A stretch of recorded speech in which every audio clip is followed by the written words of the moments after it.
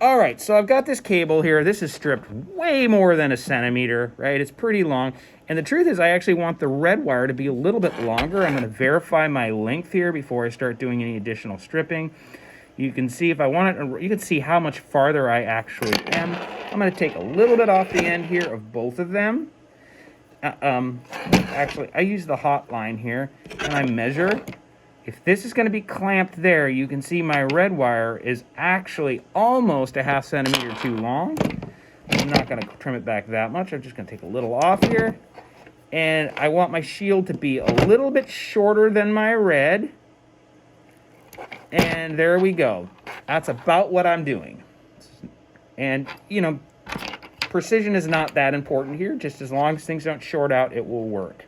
Okay, cool. I'm ready. I am going to strip the red wire, which is easier. I'm going to use 22 gauge on my strippers here, and I'm going to pull off a little bit longer than I took off about 2 centimeters.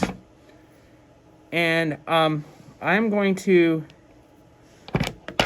tin this and tin that. Here's an interesting move. I'm not going to twist this tightly and make a giant ball. I'm going to kind of make it a little bit flatter than I would with an XLR, because it's going to go on a wider, flatter surface.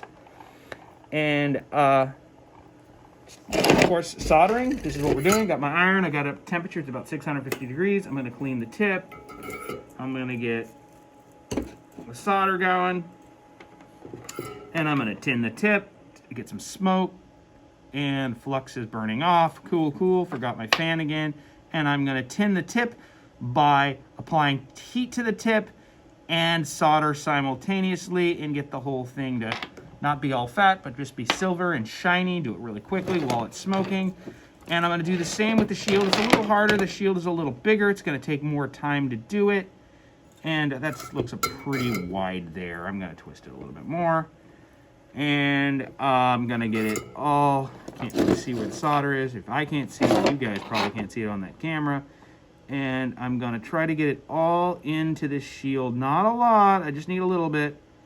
Come on. I want it to be kind of silvery and covered up. And not painted on, folks. This is so the common mistake with students is they'll sit here and they'll add a little salt and they'll do this. This is like add temperature and all together get it going at once. Cool. So I've got those two prepped. We'll stop right there.